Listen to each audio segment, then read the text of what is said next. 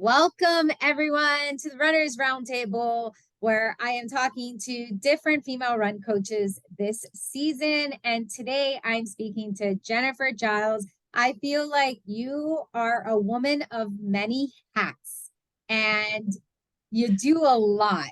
So I don't even think an introduction on everything you do, I don't even think I can do it justice because you do a lot.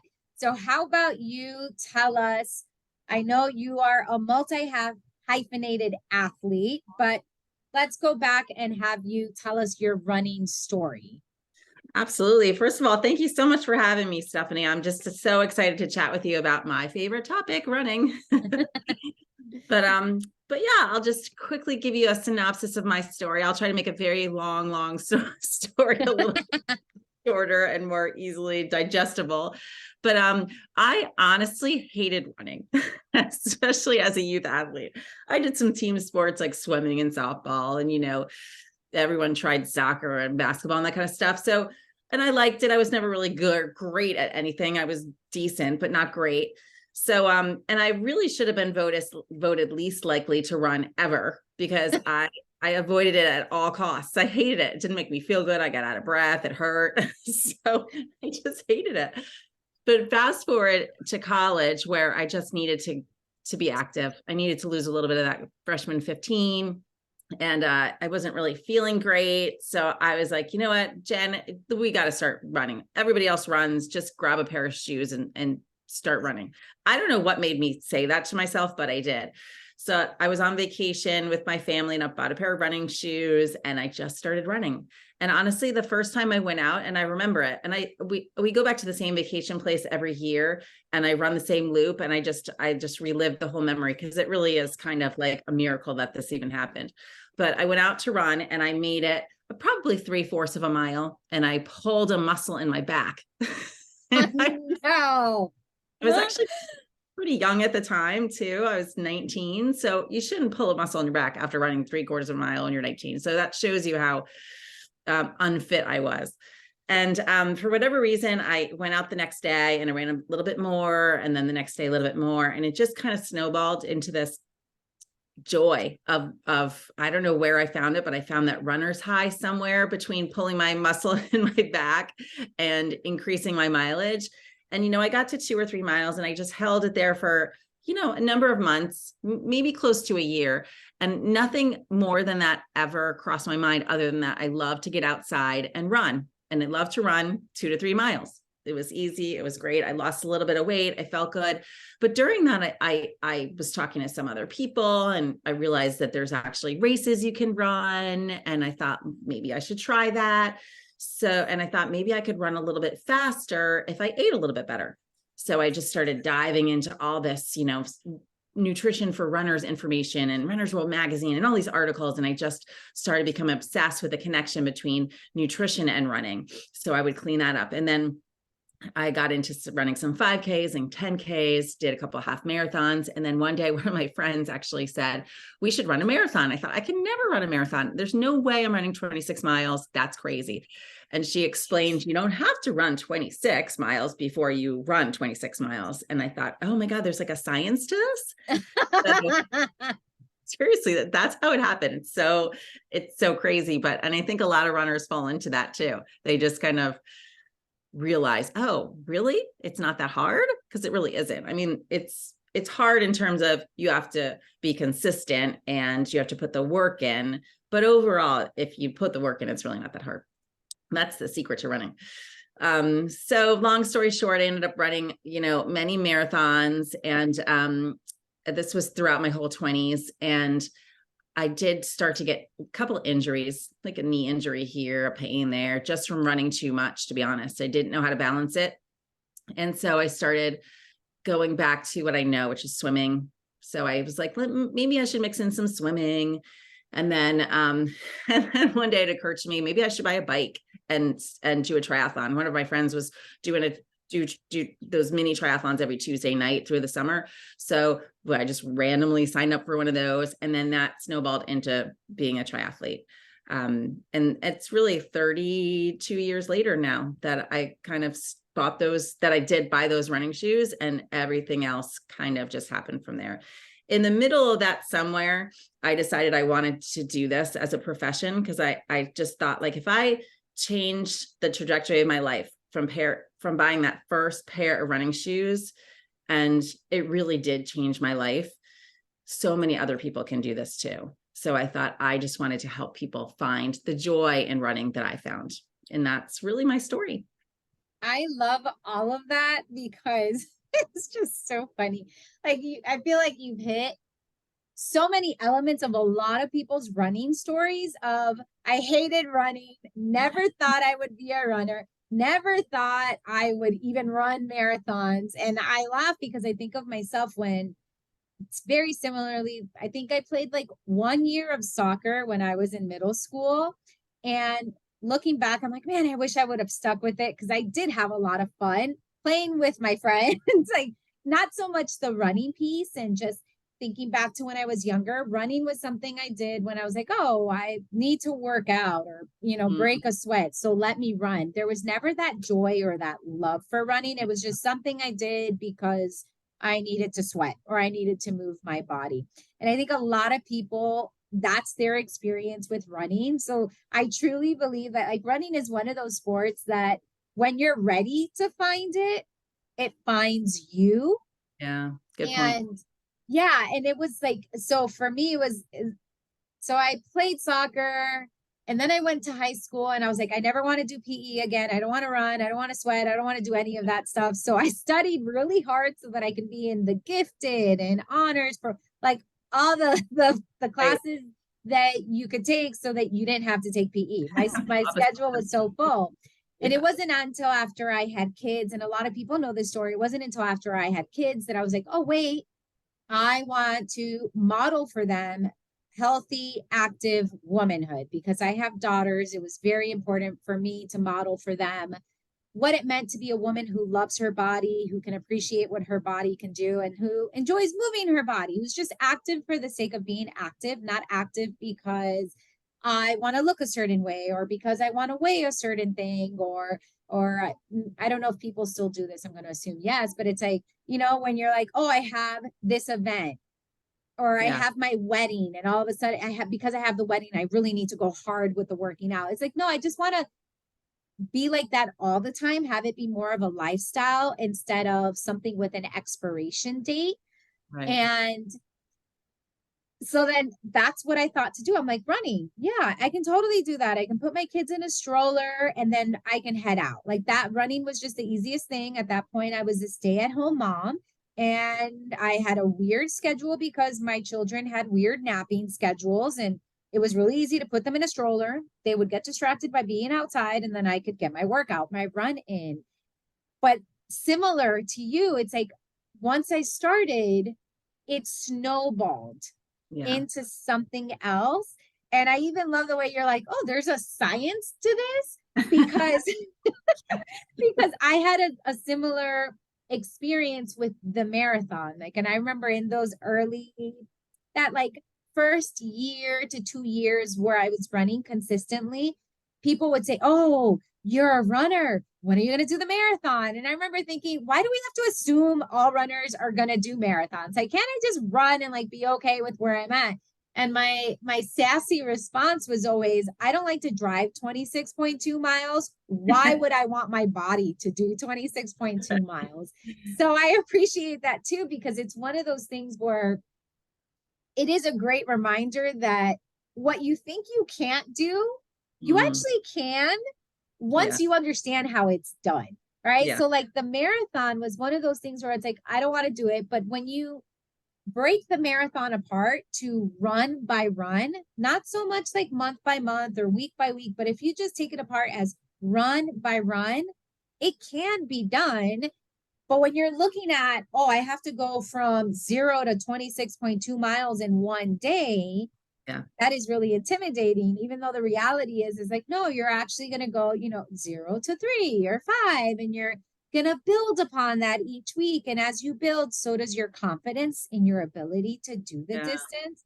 So I love all of that because it's always so important for me to remind people, especially people that are listening to this, that not everyone starts off as a runner and not everyone loves it. Like I Right. had years of interacting with running and not caring for it Yeah. before I interacted with running in the way that I really cared about it. So know that, like, if you're listening to this and you're like, kind of want to do it, kind of don't want to do it, but yes, but no, like, it's okay. It's okay to not love it. And it's okay to maybe see that everyone else is doing it and it's not for you right now. Like, I just want people to know that it's Yeah. totally okay, because you're definitely listening to two people that spent a good chunk of their lives thinking, this isn't for me, I don't like it. And then discovering how to like it. So Yeah. as you reflect back on all your years of being a runner, I know you said it snowballed, but how did you fall in love with the sport? Like, aside from getting the shoes and putting in the work, like, it's never, I feel like it's never just put on the shoes and go and like you'll fall in love with it. Like, there's actually work that kind of goes into it. So I'm curious Yeah. how you got to that point of finding the joy in running, because I have a lot of people who want to start running, but they can't get past how physically hard it is. Yeah. Yeah. That's such a great question because, and I don't know if I have a solid answer for it, but what I do remember from the very beginning is that it made me feel good. So I think a lot of motivation comes down to we do things that make us feel good, right? So we sit on the couch and watch Netflix because it kind of feels good to chill out and watch Netflix, right? But when it comes to running, it definitely hurts a little bit when you're out of shape getting there. I find over the years of even my own experience and coaching other runners that it's like that 4 mile mark seems to be, and I don't know if there's science to this is just my experience, but once you get to 4 miles, you kind of get to this point where your fitness level is high enough for you to start enjoying it. It once you're starting it, and I also have 4 children, so I've experienced this coming back from 4 pregnancies too. It's not fun getting into shape, but once you're there, something clicks and you literally say to yourself, this feels good. Like I can do this. I feel powerful. I feel strong. I feel like a mental clarity that I didn't have when I'm just starting. And if you can just push through that, kind of rockiness, getting back into shape, into running shape, then you feel it. And it's just kind of this feeling. It's hard to explain, but most runners know that when they get there, they're like, and just to your point where you're talking about before about the marathon distance, marathon sounds really overwhelming. In fact, right now it sounds overwhelming to me because I'm not in marathon shape right now. Right. But if I was to take 6 months and get there, I would feel that confidence and know I was ready to run a marathon. So there's different cycles of your life. I've run so many marathons, but it still sounds overwhelming to me until you take the time and put the training in, and then you're ready. So it's always like this up and down training cycle that you go in. But when it clicks, and you know it. When you're there, you know it. That's the best way to explain it.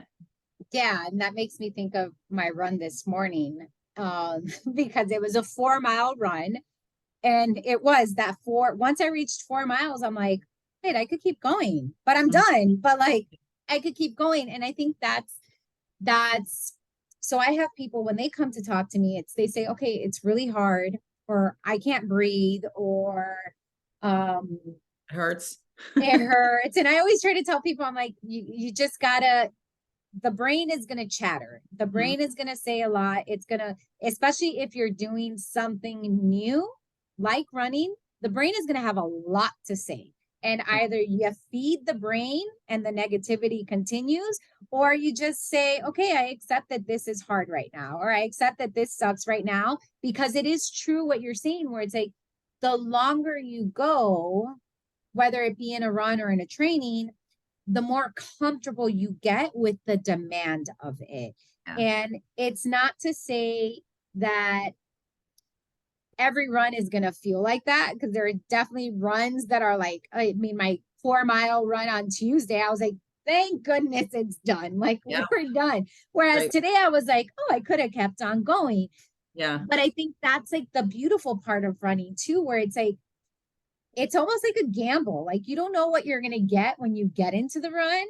Yeah. But even though Tuesday's run and today's run felt different, when I finished, I was really proud of myself. And I think it's convincing people or getting them to even try, right? Like you said, like, yeah, you have to go through the rocky parts to get to that part of, okay, this doesn't, yes, it was rocky, but it's not always going to be rocky. Or yes, it was rocky, but it's just your body kind of waking up to the task of running.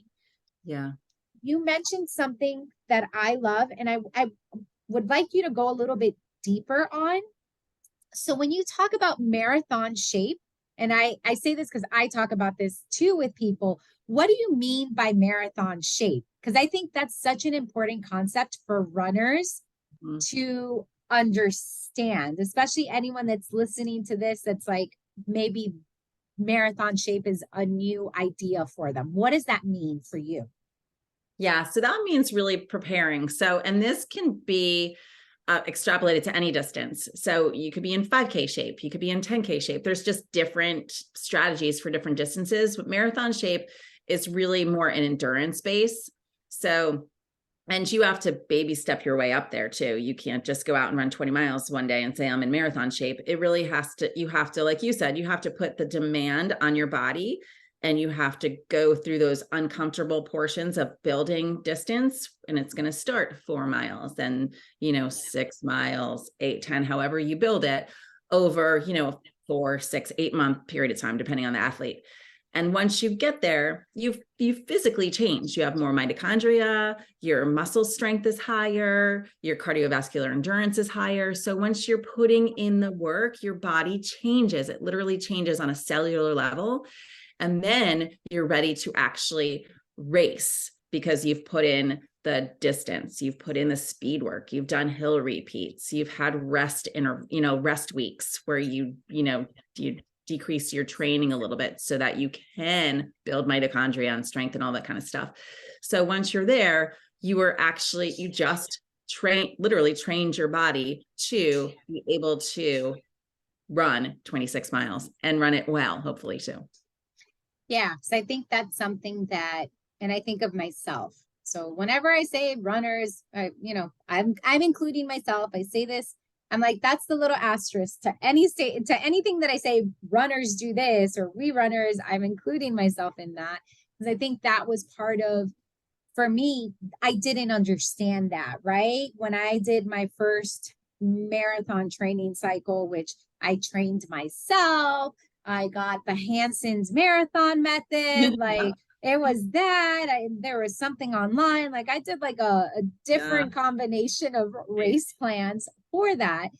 And I just saw the plan and I thought, how the heck is my body going to physically do this? Like I could not grasp that, oh, wait, there's actual cellular changes, there's mental changes, there's emotional changes that happen along the way. It's not just that my body can physically do it, but there's so much at play that's going to help me learn how to do that. And I would say that first marathon cycle was getting to know myself, like myself, my body, in a way that I had never known myself and that I didn't anticipate running would help me get that intimate with my body and my processes. Yeah. And I think that's something that we don't think about, or I feel like a lot of people just don't think about. They think, oh, I'm just going to, sign up for the race and then do the plan and then do the distance. And you don't really grasp how life changing it is, whether, to your point, whether it's a 5K or a 10K, like how much of a difference it's going to make in your life when you commit to those changes. When you, like you said, it's the secret to running is if you put the work in, it's not really that hard, right? Like it's just putting one foot in front of the other. Absolutely. Absolutely. So I love all of that because I think it's a really important reminder for people that when you're training, you're not just training your body to physically run, you're training your body to adapt to the demands of the increased Putting running. on it for sure. Yeah. And I love that you said it changes us psychologically too, because it does. We're obviously experiencing physical changes, but to go out there and push from 10 miles to 12 miles, that's a big push. And while your body is capable of it, your mind doesn't necessarily think it's capable of it unless you push it past that uncomfortable zone. And that's kind of like stepping out of your comfort zone. And that can be, that can overflow into other areas of your life too. So I truly remember crossing the finish line on my very first marathon, because when you do your first one, you don't even know how it's going to go. You don't know if you're going to finish. You don't know if you're going to pass out. Like, you just don't know. But when I crossed that finish line, I said to myself, like, wow, if I can do that, I wonder what else I can do.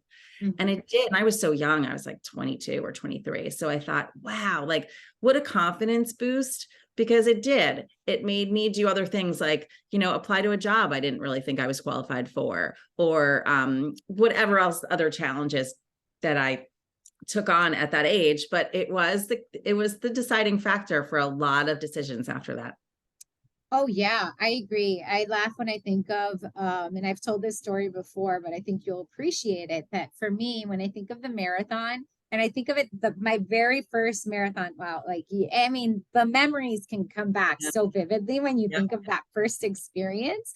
Like And goosebumps memories. oh yeah, it's so great. And I remember when I crossed the finish line, I was like, oh, that was like being pregnant and giving birth. And the way the way I had described it was, your training is your pregnancy. That's like the 9 months of pregnancy. There's ups, there's downs. You feel great. There's weeks where you feel like crap. Like, there's just a lot of emotions that go in a marathon training cycle. The race itself was labor because it was painful. And there were moments where I was like, yeah, there were moments where I'm like, how am I going to keep doing this? Like, how? Like, even when you train for it, like you said, your first one, you really just don't know. You don't know. For me, running the marathon itself was like labor, where it's like, okay, I'm doing this really hard thing. I don't know what's going to happen. Like, this is kind of scary, kind of exciting, kind of like, I don't know, so many emotions at once. And then when I finished and they gave me the medal, that was the same as having the baby in my hands for the first time, where I was like, oh, wow. Like, there was like this disconnect of, I have this medal that says I did something, but my brain has not caught up to process that I actually did it. Right. Yeah. Like, so for me, it's, I think of that, like, a marathon is like, okay, if you are a birthing human, you can kind of imagine it emotionally like that. And after that marathon, every subsequent marathon that I've done, it's a similar experience, but a little bit different in that I don't doubt that I'll be able to finish. What I doubt, or what I question, or what I worry about is the negotiation I'm going to have to do with my thoughts to get me there. I don't doubt physically that I can do it. Training has told me that I can do it. Consistency in showing up has told me that I can do it. But the state of my mind on race day and in response to the things that happen during a race, that's where I'm like, I don't know what demons I'm going to battle out there. Hopefully they're quiet or not too much, because it's like, and I try to tell people this, where it's like, control what you can control and let go of what you cannot, right? So like, I did the Chicago Marathon last year, 2 years ago. I can say 2 years ago, 2021 Chicago Marathon. Great training cycle. I felt really confident in myself going in. And the day of the race, it was just hot. For me, it was hot and it was humid. And I, very quickly, I'm probably within the first 5 miles. For me, it's always the first 5 miles are very telling as to the experience I'll have on a marathon. And in those first 5 miles, I was like, today's not my day. Like, it's not my day. I don't feel good in this weather. I feel gross. It's just a lot. Weather for me, I've learned this in all my years of running at this point, is that weather is that is a issue that I will never be able to resolve. If it's hot, me, it's just not. Some people can thrive. Some people can figure out how to thrive in the weather. I'm not one of those people. I'm someone that if it's like, if I go outside, my husband, it's like this week, there was a day when he was like, oh, it's cooler outside. I'm like, no, it was still humid. Like no, like, I don't care. Like, unless it's freezing, I'm not happy. So I think that that's so important what you bring up, because it's our minds do play such a big role in how we show up, in how we feel, in how capable we think we are. So before I ask the question that I want to ask, I'm going to backtrack a little bit and I'm going to ask, how did you get into run coaching? Oh, that is a good question. Ironically, I went into sports nutrition first. As a runner, said, I just want to be a sports nutritionist because I want to find out everything I could possibly know about sports nutrition for my own well-being, but also so I can help other athletes do the same thing. And while I was in school getting my master's in sports nutrition, I was also getting a master's in physiology at the same time. So I was doing like this dual program, and all my friends kept asking me to help them with their run plans. Like, you just ran a marathon. Can you help me do this? You've run all these races. Can you help me? And so I kind of just did, because I loved it. Right. And then it dawned on me that I could probably do this, professionally. And so that's really how it happened. It was kind of by accident, to be honest. And it was just because I loved doing it. And I thought I could really just help more people do it. But it also really added to my sports nutrition business, because I feel like if you work with a coach that has a sports nutrition background, now you're kind of getting 2 for 1. And I think I know your training can just benefit so much by having that balance of nutrition support and a nutrition strategy and a run strategy, because they go hand in hand. You really can't have one without the other, in my opinion. Oh yeah. Listen, I'll, and I remember, again, like going back to my first marathon, obviously it's the first one. So like your body's going to change a lot. And that's something I try to tell people too, like when you're just getting into the sport, you're going to see a lot of changes. You're going to see changes physically. You're going to see changes in your time. The longer you're in the sport, the less you're going to see those changes, and the more you're going to have to tweak of everything else, right? Yeah. Like everything else. How I ate 10 years ago is very different than how I need to fuel myself now, which is keep changing. Oh, it's so frustrating. It's so frustrating. I mean, it's exciting, but it's frustrating. Yeah. But I think back to like that first marathon that I did, and I remember all I ate for lunch during that marathon training cycle was grilled chicken, quinoa, and an avocado. Like that was it. And I remember after I did the marathon, I had some friends comment. They're like, wow, you looked great, or you look too skinny. And I'm like, wait, I don't understand what you're telling me.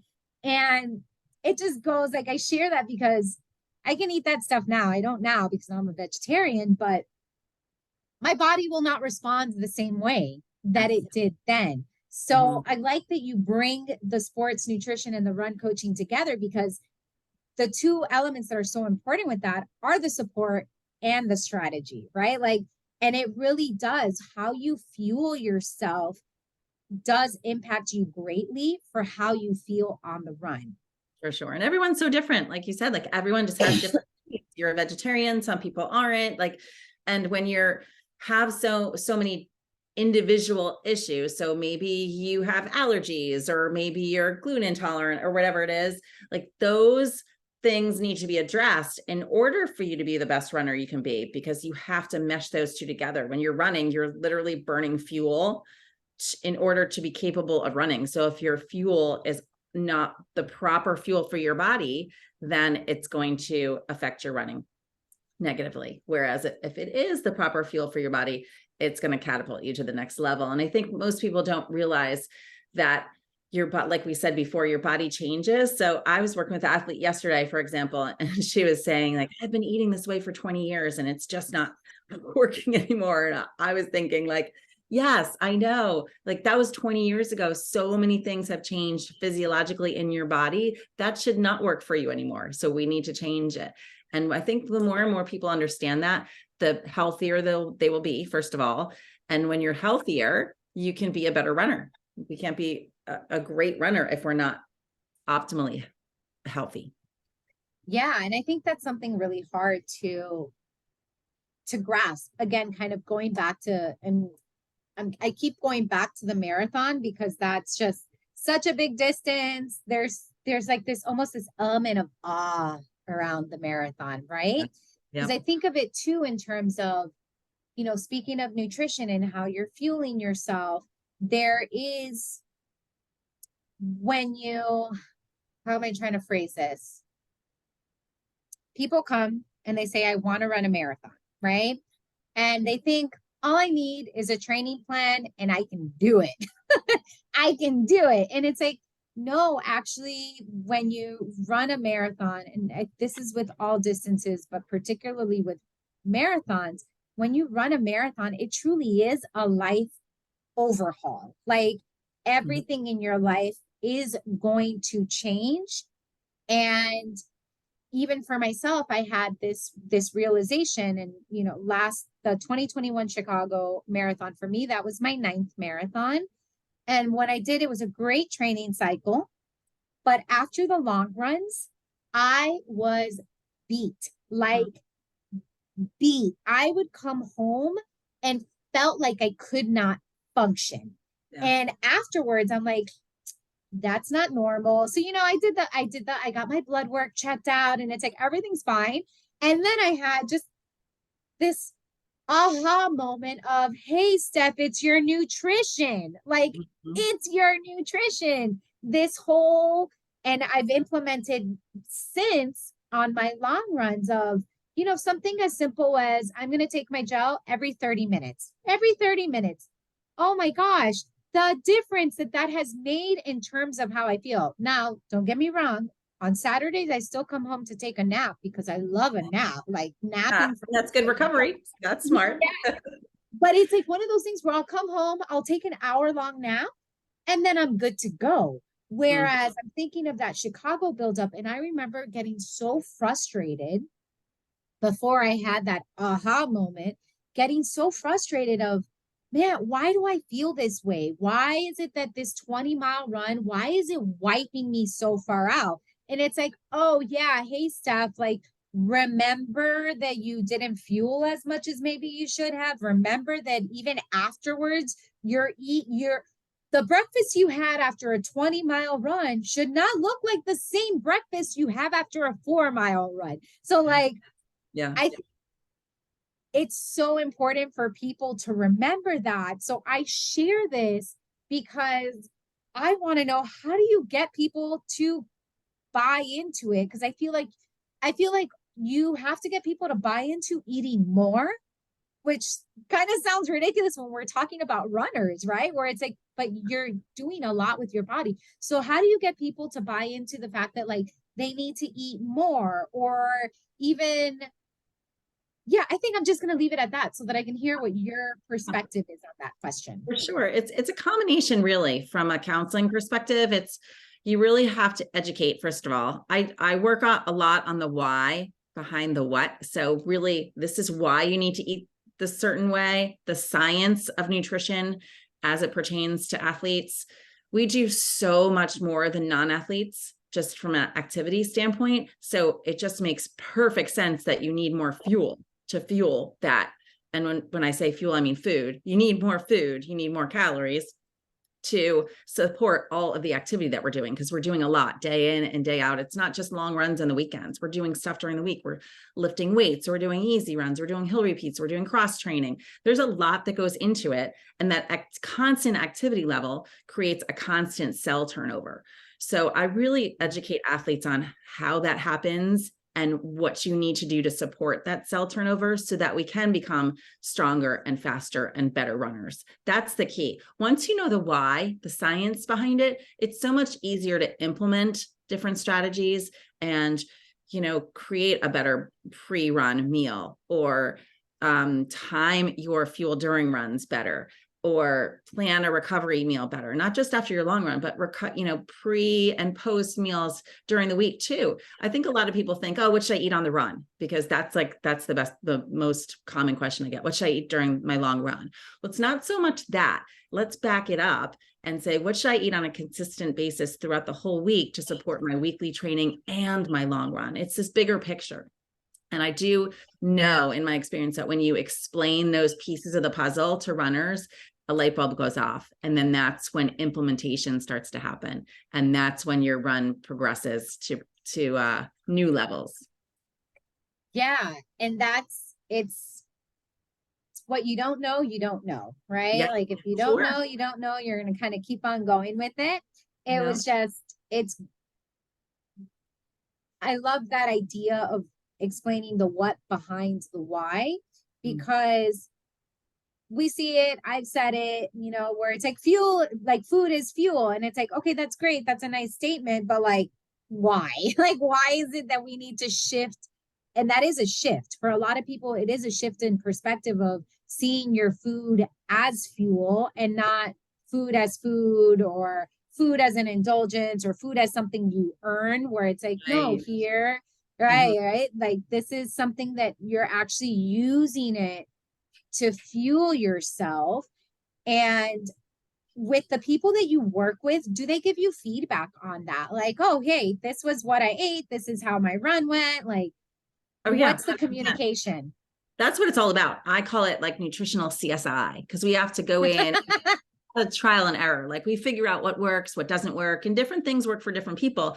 So we really kind of experiment. Try this week. Try this kind of strategy or plan this week, or try this new gel or bar on your long run this week, and let's see how you feel. Because it all comes down to how your body feels with different fuel. I also love to tell athletes, when we go out for a run, we are producing energy, right? One foot in front of the other, that's energy. Food is measured in energy. It's literally, calories are a measurement of energy. So if we don't have enough calories, AKA energy, coming into our bodies, we cannot produce energy. So I have a lot of runners coming to me saying, I'm running fasted. So you're going into your run wanting to produce all this energy, but you don't have any energy coming in. And that's why you're not hitting your splits, or you have to decrease your pace, or whatever the issues are. It's usually nutritionally based. Yeah, I would say, as someone who used to run fasted, we all did. Yeah. So that's what I was going to say. It's also great that, the increase in technology has made a lot more information available. And then there's people who, like yourself, can make very complicated information really simple. And this is something a few months ago, I forget who I was listening to, but it was a nutritionist. And she just put it so simply. She's like, carbs is energy, protein is repair. And I'm like, oh, like, and I'm like, wait, I knew this, but when she put it that simple, it was very much like, you need the carbs for the energy for the run. Once you're done, you need the protein to repair what's been broken. Exactly. Right. And it was one of those things where I was like, wow, that was so simple. But similar, like, I used to run fasted, and again, I thought something was wrong with me, because I think it just, at a certain age, you start becoming a hypochondriac or something. I don't know. But teaching, yes. Yeah. But I would run fasted, and it was like clockwork. Around the 3-mile mark, oh, the exhaustion, like brain fog, just total exhaustion. Now, there's other issues that can cause that, like for myself, I do have some slight anemia and stuff like that kind of plays into it. But once I started actually eating something before I ran, that issue completely disappeared. Like, yes, I'll get tired because I'm like, the monotony sometimes of the runs. But it used to be that, again, at that 30-minute, 3-mile mark, I would just feel like a cloud. A different kind of tired, right? Yeah. Yes. I know what you fall mean. on top of me. And it's, again, it's like one of those things where, and I share all this because I want people to know that, like, even if you've been running for a long time, stuff happens because your body changes. Mhm. Your body and what you need changes. When I did that, when I used to run fasted in my 20s, oh, I could get away with that. Like I could wake up, roll out of bed, and go. But now, as someone who's nearing 40, I can't do that anymore. My body's like, no, no, lady, like, no. Right. So, again, I share that just so that people know that, like, we're all kind of figuring it out.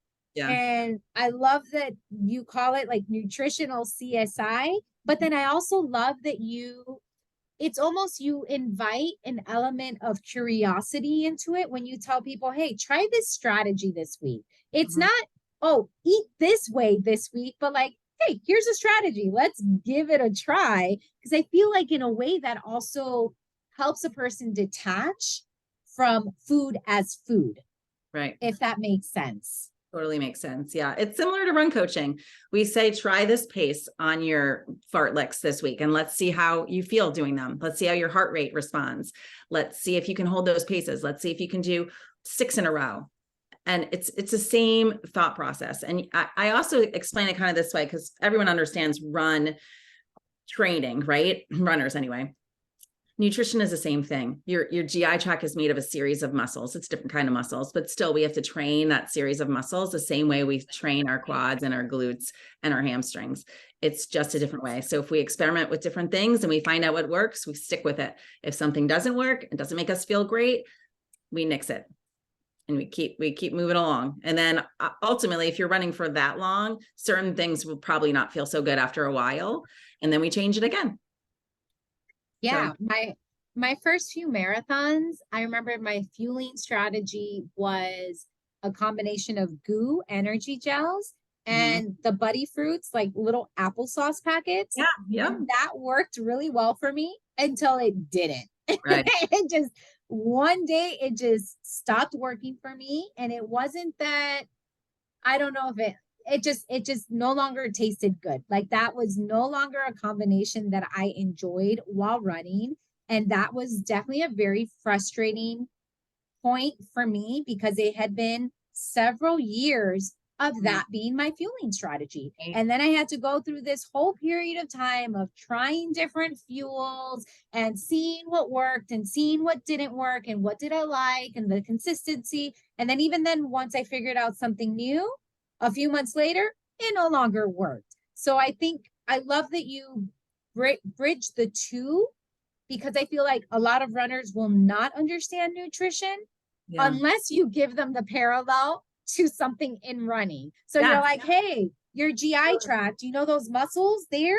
It's the same like your body. We're going to train it. We're going to try these different strategies. Because to Yeah. me, I hear that and one, I get excited because I'm like, oh, I can train myself.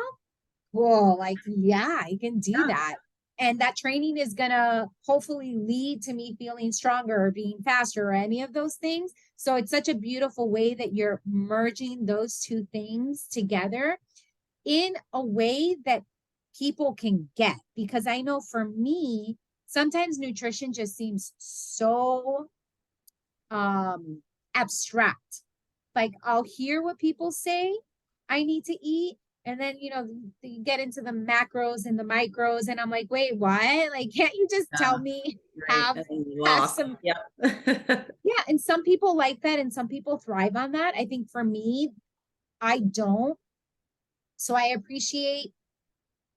just appreciate how you phrase it because then it gets me excited to learn more because it's not just, oh, I need to have 60 grams of carbs in my run or any of that. Yes, like, Yeah. yes, that stuff is important, but it's kind of even just the curiosity of like, let's try this strategy. So let's not think about the 60 grams of whatever, but let's think about, the 2 slices of toast and see Mhm. how that feels. I love that. So Yes, I totally agree with you because once we get stuck in numbers, then we move away from food. And now we're not really thinking of food as anything that's enjoyable or anything that's going to fuel your body. It's just numbers. And that's a fine line, especially for runners or really any athletes, if you think about it, and disordered eating, because now there's not a relationship with food. It's all just calculating these percentages, and that's very dysfunctional. And if you flip the script and now focus on food that's going to make us feel good and run fast and run for many miles and improve your endurance and your cardiovascular health and the long-term picture of health, then it's a different story. And then there's a much better relationship with it, and it works better too. Yeah. I mean, I've said this before. I say it all the time. Us runners are very motivated to do the things that are going to help us run, right? Yeah. Like we're a little, yeah. I'm like, if you tell me that eating a spinach smoothie every day is going to help me get my PR, I'm going to try it. Like I went, like there was a period of time where I was drinking and my family thought it was so disgusting, but a glass of beet juice every single day because I read it was really good. And, the anemia and iron stuff. And they were like, what? And I'm like, I was told and I saw that it would help me as a runner. And they were like, I don't know how you do it. And I remember the first few times of drinking it, I would have to pinch my nose. It literally tastes like beef. It's very earthy. Exactly. And then it got to a point where I'm like, okay, this doesn't taste bad. It's fine. But I share that because very motivated to be my best, strongest runner self. So if it's, as you said, where you explain the what behind the why, I don't drink the beet juice anymore, but at least for a period of time when I was deep in marathon training, maybe I'll start it up again. I was drinking it because I'm like, I'm willing to try to see if it does anything. And again, it goes back to that nutritional CSI of that. How would you say your running has evolved over the years? Oh, that's such a great question. And everyone's running's evolved, right? So I think that, and I actually recently just turned 50 a couple months ago. So when I look back, because I've taken some time to look back, when you turn 50, you tend to do that. And I look back, say when I started, and it was all really about learning how to do anything, right? Just how do I increase my fitness? How do I run more miles? How do I get faster? How do I eat better? It was all figuring it out, right? Then in my 30s, it was really kind of trying to prove what I could do. So run more races, run more marathons, get a PR. It was kind of all about performance-based measurements. And I would even say that was true. I also have 4 kids. So I was also getting pregnant or rebounding from a pregnancy and, running with kids in strollers and figuring out where to get my run and training in while I'm trying to be a mom and working. Like it was a lot of juggling. So there was like over a decade of doing that. And most of my 40s was really kind of taking a step back and saying, I love this and I want to do this forever. So how do I manage training and eating and everything that goes into it in the healthiest way possible so that I can minimize injury risk and, avoid anemia or, all these other things that runners fall into, and really taking a step back and enjoying it more. And honestly, once I started doing that, I did get my best times. Like in my early 40s was really when I peaked. And I think it had something to do with that mental shift. It wasn't so much about PRs or being obsessed with training. It was more about the enjoyment of it and the bigger picture. And then my performance was really the best it ever was.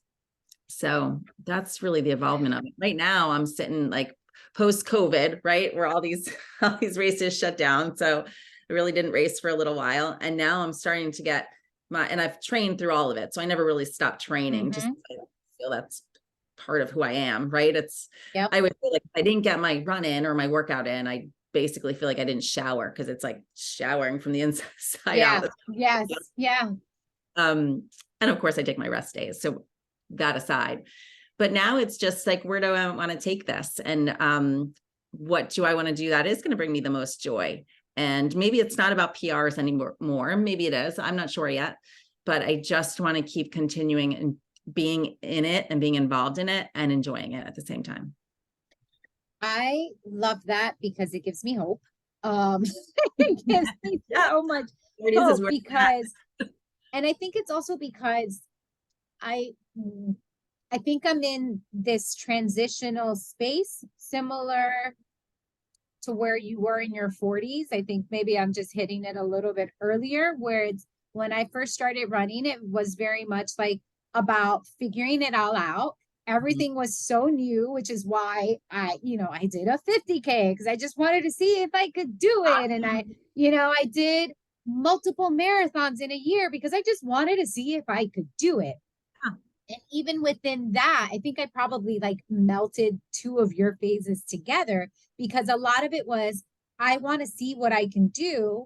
And then there was definitely a period of time where it was all about PRs and it was working hard and like trying to run all the miles and balance it all and all this stuff. And then I had, for me, and people who have listened to the podcast for any length of time, or if they know me, again, they know this story as well, where it's in 2017, I had a really bad marathon experience. And that was a turning point for me because I went into that race very much so with like the goals of a PR. Like I went in there wanting that PR so bad. My training, like I felt like it reflected a PR. And then I just did not have a good day. Like for reasons so far beyond my control, I just didn't have a good day.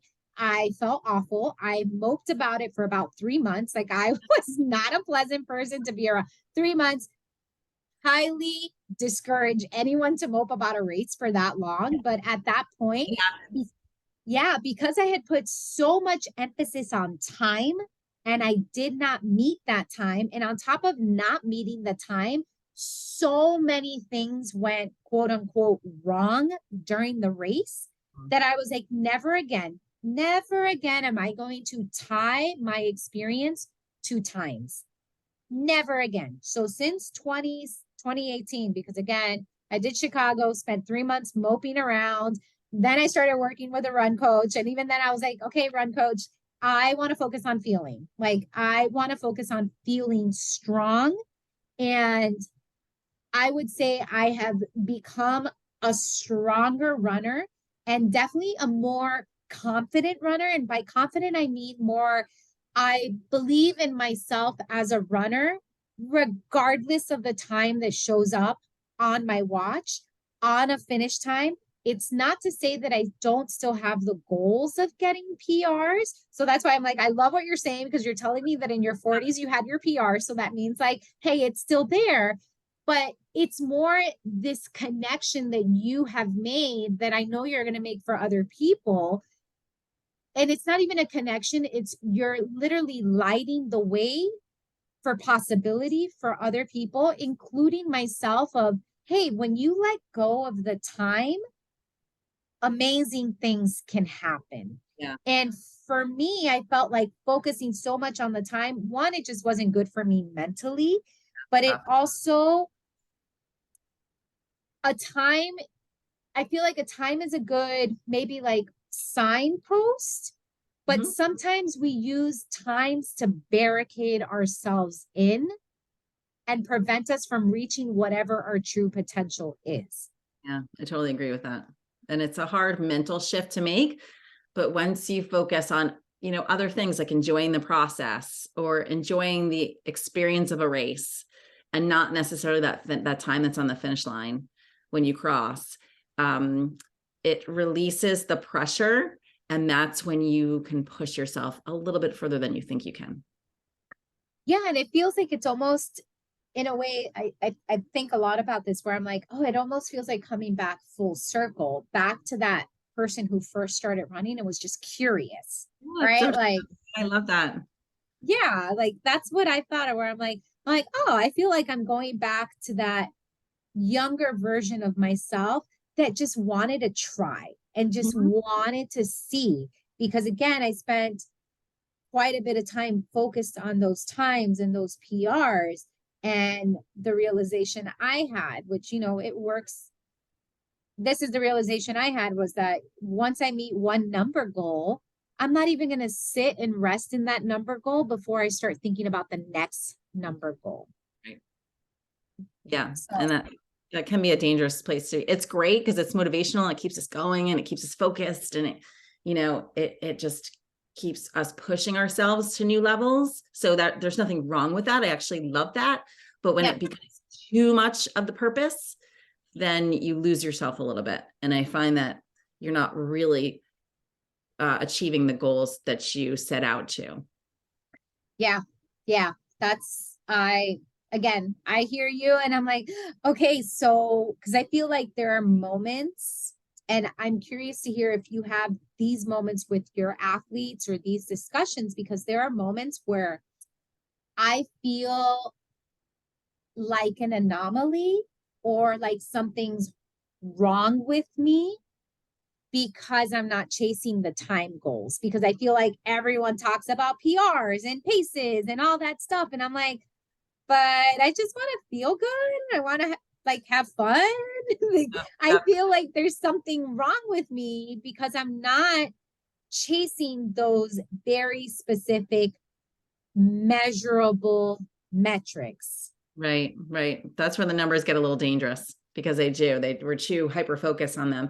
I feel like you just have to quiet the noise. Like there's nothing worse than going to a race and hearing everybody else's stresses, right? Oh, I didn't have my coffee this morning. I don't know if I can do this. I'm really nervous. And you're like absorbing all these other comments from all these other people. And then you're not focused on your own race.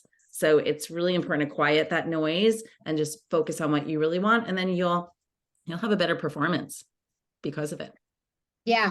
I even try, I feel like after the big races, I feel like after any big race, right, you'll hear of the people who like, they got their PRs, and the people who did not get their PRs. And then I'm always like, I'm somewhere in the middle of like, I didn't get a PR, but I had a great time, but like the weather sucked, but here, and I think it's like, it's just such a great reminder that all of that is noise. And ultimately, you did, or I did, the best that I could with what I had on that given day, because truly beyond paces and finish times, what we're training is to get to the finish line healthy and injury free. Yeah. And what's the finish line? There's so many finish lines. There's so many races. That's why we do all these races, because there's going to be good ones and bad ones. There's so many ups and downs in our training, but there's ups and downs in our racing too. So, and if it's not for the downs, we really can't appreciate the ups, the good ones. So if you look at the big picture of just like your journey as a runner, instead of one race or one PR or whatever it is, then you're never dissatisfied, because it's all just part of the journey. I love that. Even right now, I have this visual of like multiple finish times along the way. So it's even that, it's like, hey, I mean, I have goosebumps just thinking about that, because we do have a tendency to get hyper focused on one race, on one thing. And like, I'm like, oh, I have goosebumps now because I'm thinking for myself, where I'm running the London Marathon in April, and it's like, things but it's also like those were words that I needed to hear, of like, yes, I'm doing this marathon, and yes, it's going to be wonderful, but it's just one of many finish lines. And I think even being able to say that comes from what you described for yourself, of this place of being in a relationship with running that you want to last forever. So when you know you're hooked at this point, when you know you want to spend the next 30 to 50 years still running, that finish line is like a blip. Yeah. Totally. It's a movement to race, and you see somebody in their 70s, 80s, or even 90s that are racing, and you see the smile that's on their face. There's not one older runner that I know that's not the happiest person on the planet. And it's because they're still in it.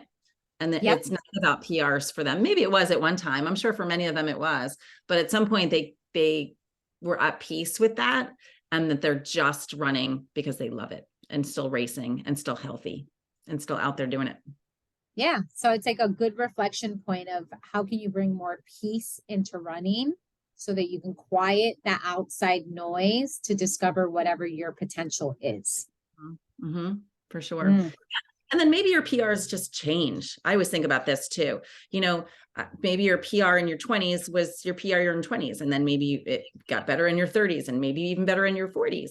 And then maybe my PR, this is where I'm struggling with now, PR in my 50s may not compare to my PR in my 40s, but it's still my PR of my 50s. Absolutely. And it's like, or even thinking something like a marathon, right? Most of us are not running multiple marathons in a year, right? So it's like, okay, well, hey, that's my marathon PR at that particular age, and that should be celebrated too.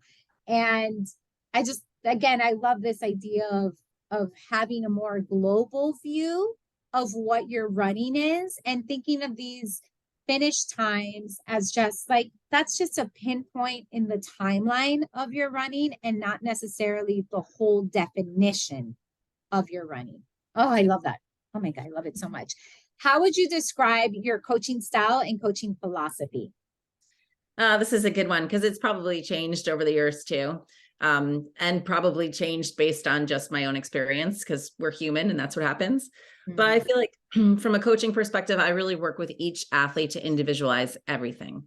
So I know if I'm working with, a working mom who only has X number of hours in the week, then we need to make sure we get her training in a specific way so that she can balance everything and not feel overwhelmed. I really don't want running ever to be overwhelming for somebody. I want it to be a part of their life and not something that takes over their life. And I really believe we can fit that into everybody's schedule and everyone's goals if we do that properly. So that's really my biggest philosophy, is individualizing every single aspect of training, whether it be, I'm working with someone now who's a very busy mom who has a lot of youth athletes. So she has to run, maybe around the soccer field 20 times during soccer practice because that's the only time she can get it in after her day job. And then she carts kids to the soccer field, and then that's how she fits it in, and just fitting in running wherever she can during the week. And then we're prioritizing the long run on the weekend. She happens to be training for a marathon. So that's just one example. But, there's other people that that commute into the city, and their only time that they can train is lunch hour. So we have to train, maybe on a treadmill at the office gym. And that's a different set of issues, right? And there's just a different set of training variables that are involved in that. So everyone's training plan looks different. It's funny, you mentioned earlier about, getting a training plan and following it and maybe mixing and matching. It's so difficult to do that because there's so many different things that happen in someone's life. And what if you get sick? What if your child gets sick and you have to take 3 days off because you're taking care of them? What if you get a big project at work and you can't get your long run in because you're working overtime? And the plan keeps on changing based on what happens with each athlete. And then to the same note, the plan keeps on changing because say we did an interval run on Tuesday and the intervals were off. Either you couldn't hit the intervals or maybe the intervals were too easy, and that needs to change. So automatically the workout the next week needs to change based on what just happened that week before. So it's it's just very flexible, my coaching style. And I always base it based on what's happening with that athlete at that time. And I think that's the best way to go about it, because if you grab a cookie cutter plan, there is no room for that. It's just get this interval workout in this week, hit these paces, do this long run. But what if that doesn't happen? And then you kind of fall behind the 8 ball if certain things don't happen according to that plan. Whereas with a more flexible plan, you can hit every mark along the way. It just may not happen, at the time you think it's going to happen, but it's going to happen eventually. Yeah, I love that you bring that up. And I was like, oh, the plan it's a living thing. Like the plan that you make for your athlete is a living thing. So I think back to both myself and even just conversations I've had with people where when they're following a plan that they get offline or online, whatever, it's they make up the miles right? Mm. So like if you missed your 5 mile run on Thursday, then you're going to make your 10 mile long run into a 15 mile long run to have the miles. And it's like, again, like I was there, I did stuff like that, and I always felt Yeah. worse afterwards. Yep. And it's just highlighting the fact that part of what the coach does in this relationship is tailor a plan that lives and breathes with you, that evolves with you. Because it's the same thing when you find these plans online, you enter your goal time or whatever, and then it'll give you these times for your workouts, which, yeah, maybe you can hit them, maybe you can't, right? Like, and then you end up getting discouraged because this plan that doesn't know anything about you, your life, how you show up, where you're challenged, what's easy for you, says that this is what's supposed to happen. Whereas a coach, someone like you, okay, you actually take the time to learn about your athlete, understand their life, what's going on. Okay, did this work? Did this not work? And I find that it's just funny that the plan evolves with the athlete because, as you said, it's your running has to fit into your life. Like it's not something that is taking over your life. And I think that's where we miss the mark with all these training plans online. And I think, again, it's great that's a resource for a lot of people, but it's also like you as a run coach are not only are you creating the plans for people, but you are such a huge resource Yeah. for the people that you work with. Sure. Like, yeah. Another huge thing, now that this just reminded me, is injury prevention. So, like I said, there's nothing wrong with plans online. In fact, they're a good outline to follow. Like if you can't hire a coach, but say something happens where you feel a tweak coming on, or worse, you got a worse injury, or maybe your heart rate's spiking and you don't know why. To have someone to bounce those things off that has just the experience and the knowledge to maybe recommend some stretches you need to do before a run if you're feeling a tweak, or some different strength exercises because you may have, an imbalanced knee joint or something like that. Or maybe your heart rate's spiking because there's just too much systemic inflammation going on. So let's, eat this certain way for a couple of weeks while we're training to decrease the inflammation. Like those are things that are going to get you to the finish, to the start line healthier, and obviously to the finish line healthier too. But overall, make you a better runner. And those are things that like a cookie cutter plan can't do. So it's just that human to human contact. There's no substitute for that. No, I mean, there isn't. So if someone is interested in working with you, how do they go about that? Are they emailing you? Are they, my favorite is everyone's like, oh, they slide up in my DMs. How are people reaching out to you for run coaching? That's honestly, I'm going to hop on that bandwagon. That's probably the easiest. It's just to DM me on Instagram, and it's Jen Giles Eat for Sport is my Instagram handle. That's the easiest. But you can also go to my website, which is jengilesrd.com. The DMs. I love it. Up in the DMs. Yeah, that's everyone's Sounds like, sleazy. Do you usually have a consultation with people to kind of talk about what their goals are? How do you determine? And I guess I ask that because I'm just curious, how do you determine whether someone is a good fit for you and whether you're a good fit for them as a coach? Oh, great question. Yeah, I do. I chat with the athlete first, and we have a discussion just based on what their, not only their goals are, but what their expectations are. And then we, during that conversation, decide if it is a good fit based on what they want to achieve. And your training plans, do you usually give them, it's like everyone I speak to has a different approach to it, which is so great. Is it, week by week? Is it 2 weeks? Is it a month? Is it an entire training cycle? I know you said that the plan evolves, but how do you communicate that plan to your athletes? I usually do it week by week, unless there's an athlete that's going to say be traveling for a month overseas or something. And then I can plan a month out. But even in those situations, I still tweak things week by week based on the feedback from each week. So, and in different circumstances, I can do different things, but typically it's week by week, because I think that's the most effective way, is to get the immediate feedback and then plan accordingly. Yeah. How do you handle, this is my favorite question to ask. How do you handle difficult conversations with your athletes? So, an example I get, or an example I've given, it's like, you have an athlete who, let's say, is constantly running faster than the prescribed workout, or they're, we'll go with that one, because I feel like that's a really common one of people either running really well, the two of those, right? Running way faster than what they need to be running or should be running in their workouts, or on like an easy run when you tell them, hey, just chill. So how do you address those, or how do you have that conversation with your athletes? I'm pretty honest and upfront, to be honest. So if I see someone's paces are a little fast, and that is one of the most common things, and I think we're all guilty of that, right? We go out and we feel really good, so we don't want to run 2 minutes slower than our race time. We want to push it. But again, it comes back to education. So I'll sit down and say, okay, this run was run, at race pace when it was supposed to be super easy, and your heart rate was really high because of it. So it's going to take us 2 or 3 days to recover from that, which is going to push back your long run, blah, blah, blah, whatever the plan is.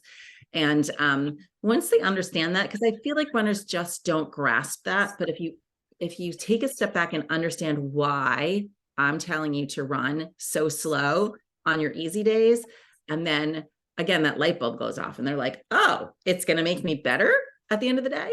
And they're like, okay, I'll do it. But you just don't know. Like you said, you don't know what you don't know. But once you know it, then you can put it into action because you understand the reason behind it. Yeah. And I feel like even that is, just hearing what you said, it's like you kind of have to reverse engineer it of, hey, you're running so fast today that you're not going to be recovered and feel good for that harder effort that's supposed to be hard. You might feel like trash on your long run because you didn't take it chill enough. So it's like this, like kind of like reversing it so that they can see it and connecting those dots. Because again, like, I'm very guilty of this, where there have been days where I'm like, the weather is beautiful, and I'm like, oh, I have a little more step. And then I finish and I'm like, oh, but my heart says otherwise, like that. And yeah, I mean, I do end up feeling it later. And it's like one of those, it's just such a hard thing, because sometimes as runners, we really do get caught up in the feeling.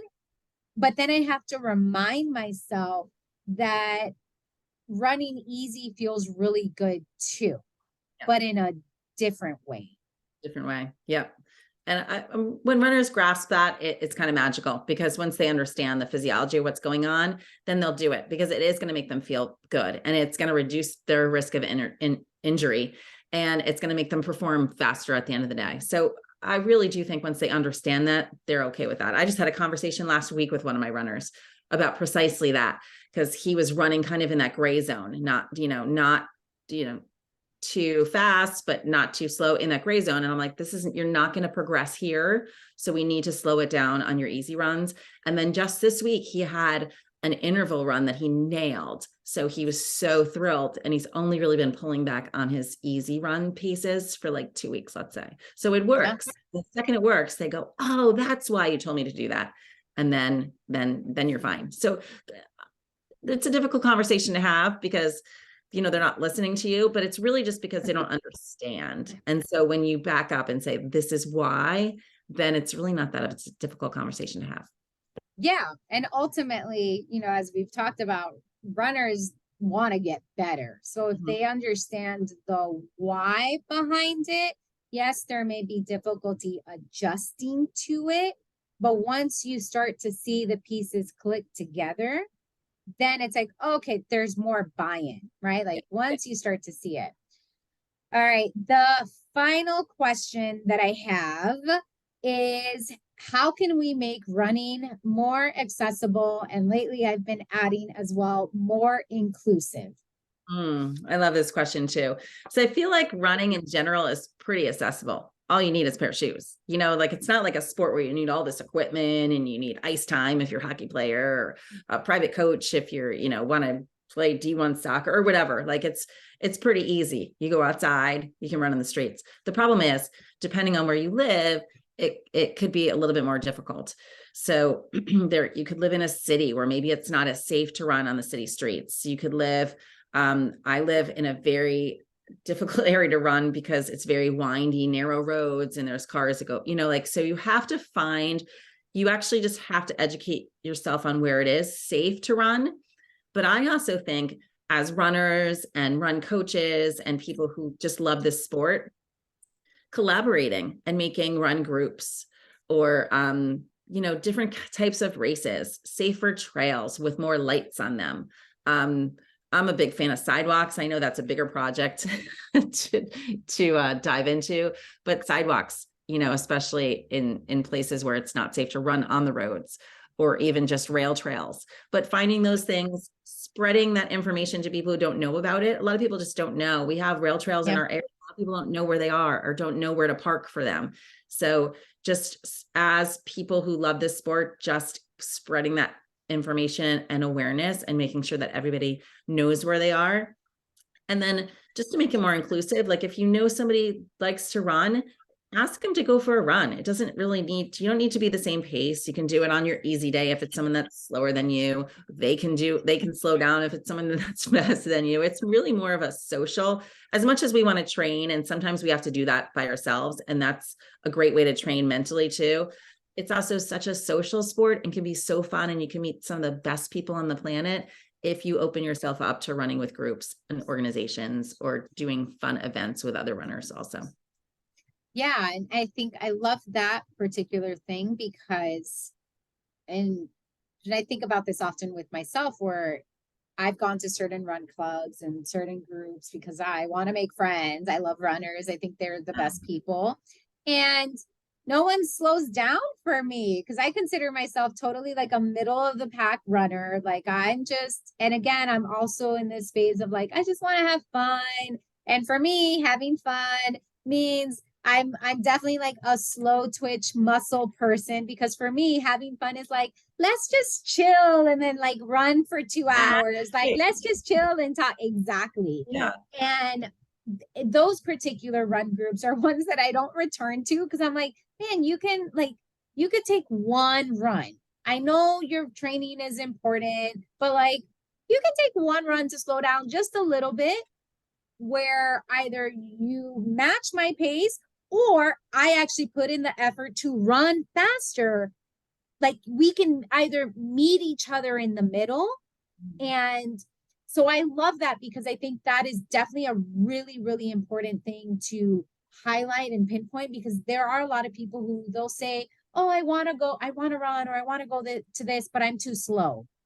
And I always tell people, I'm like, it's okay. Like I'll slow down for you. Like it's fine. I am, again, maybe it's like a confidence thing, or maybe it's just understanding where I am in the training cycle of things, where it's like, I can quote unquote sacrifice this run to be with you. Like it's fine, right? Like, and especially I feel like with a lot of social runs, they're usually like 5K runs, right? They're not necessarily like a long distance type of thing. So I love that you bring that up, because if anyone's listening to this and they're in Miami and they want a running partner and they just want to cruise and chill, hit me up. I'm your girl. Because I think it is, community is such an important part of making running more accessible and making running feel more inclusive. But and it kind of connects to something you said, where when I was listening to you talk, I'm like, oh yes, us runners are advocates for the sport, right? Like we are advocates and ambassadors for the sport. So if we want this community to grow, we also, the people who are already in the community, have to put themselves out of their own comfort zones to bring more people into the community. And sometimes that does mean you're the one that's going to slow down for a little bit, so that someone new to the sport can feel welcome and like they belong. Yeah, 100%. And the people that don't slow down, they're just not your people. Oh, absolutely. Yeah. Oh yeah. I learned that out. And there was like a few run clubs where I went to a few times, and I'm like, all right, like they'll say hi in the beginning and then they take off, and I'm like, okay, but I'm like, by myself now. Like and Yeah. part of it is just me because I go to these events hoping to make a friend. Like that's just me. It's And I so love that. That's so important because and it's like you're putting yourself out there and it just doesn't work three out of the 10 times that you do it, but it will work and you'll find people that are either willing to slow down or speed up or whatever. And those are the people that you're eventually going to connect with the most. And that's what it's all about.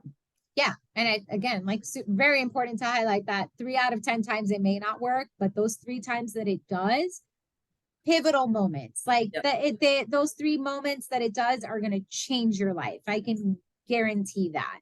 Yep. Because runners are the Um, best people and you have the yeah, best conversations on a run. And we always laugh like whatever said on the run stays on the run. absolutely. There's nothing like running with someone in the dark where they're next to you. You can't really see their faces. That creates automatic intimacy. And it's like, we're telling each other secrets. And then the sun comes up and you're like, so what we said did not happen. It goes into the runner vault. It's done. Conversation never happens. All right. Last thing is just tell us where we can connect with you. I know you shared your website and your Instagram, but if you can share that again with us so that we really remember it. And also, if you have anything fun or any offerings coming up that we should know about. Yeah, cool. So Instagram is probably the best place to find me. Jen Giles Eat for Sport, and Jen has 2 N's.